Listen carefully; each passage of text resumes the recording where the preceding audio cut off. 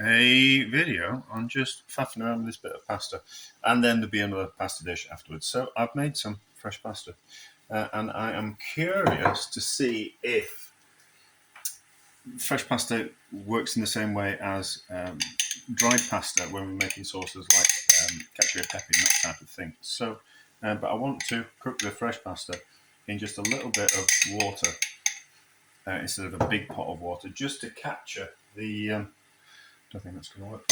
Just to capture the starch coming out of it, and if there is any starch coming out of it at all, I'm just. So when you make things like cacio e pepe, there's a little bit of, or pasta Gricia, there's a little bit of fat in with the water, which combines with the starch in the pasta to start the basis of the sauce. There's too much water in there. Well, I was just kind of a little bit curious. I've tried it with a different pasta shape, the one where you get a pasta board and you roll it down the pasta board like that, so it looks a little bit like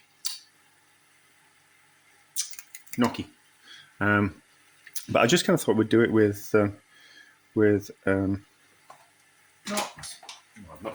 tagliatelle, not spaghetti, not linguine, just strips, not pappardelle, just kind of strips of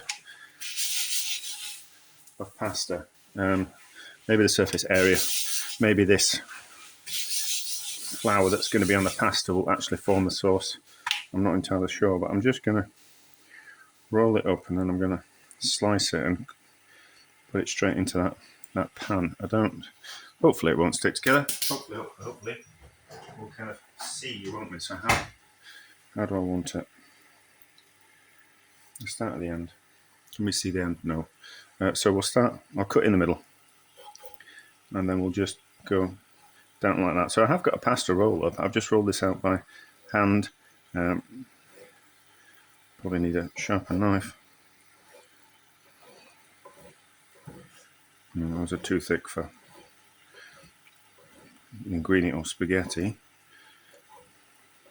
And certainly, but not thin enough for tagliatelle.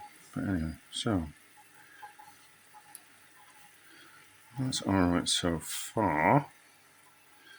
Yeah, and then we'll do a pasta dish with chickpeas and peas and some onions and the pasta from the pasta board after this bit. I just want to see if this actually works. I'm not doing a very good job. I'm doing this because I've got some leftover meatballs as well. So it's going to be a bit of a 2-for-1.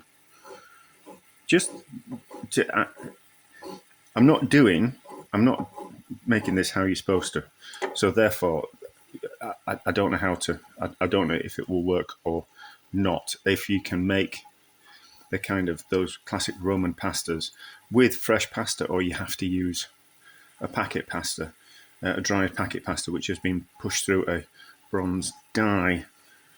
The only danger here is that pasta's going to want to stick together, but that's why we've got a little bit of oil in the pan, and we just need to move it quickly around. I don't know if this is going to work. We'll soon find out.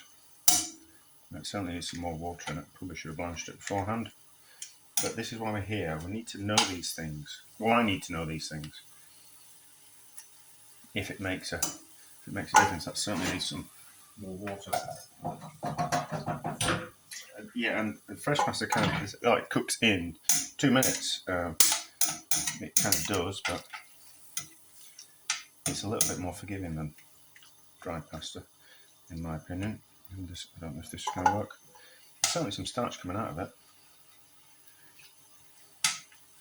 But if this is a failure, there'll be something at the end of the video. So, carry on cooking that. It's puffed up, hasn't it? It certainly needs some more water as well. So we'll warm up the meatballs in the microwave. And then we'll be back if this is a failure or a disaster. So, pasta is cooked and a slight sauce is forming in the bottom. So, but I think that'll just be from the oil, well, from the fat, and from the flour that was on the outside of the pasta. But let's see if we can add some cheap hard cheese and see if it will start to form a bit of a sauce. And I put some pepper in so we can kind of call it Cacio e Pepe. But this might be just a video in itself. But I use a cheap hard cheese. They melt a little bit easier. It's cheap because it's a hard cheese, but it has not got that much age to it. So it's got a little bit of age. It'll have just enough age to it to be called a hard cheese. And it's cheap, and it says hard Italian cheese, so there'll be something Italian about it, but it won't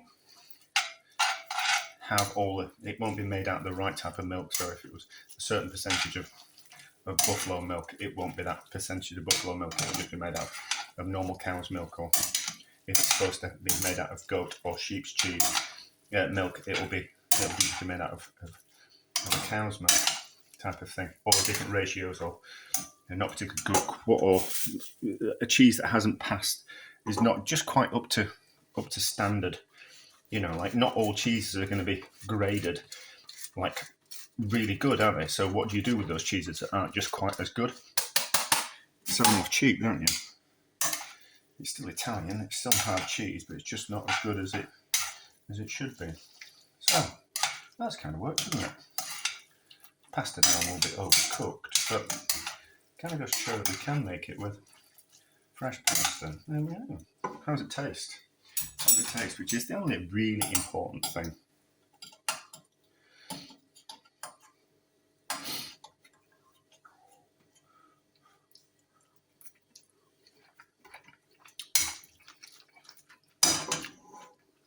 That's not bad, actually. That's not bad. This might be a video in itself. Yeah, so that's not bad, is it? I'm not going to say it's authentic. I'm not going to say anything, but for a bit of a faff around with some homemade pasta and making a bit of a sauce and not cooking the pasta in the proper way, it's kind of gone a little bit like those classic Roman pastas, but not. But I'm going to say success. I'm going to enjoy it anyway.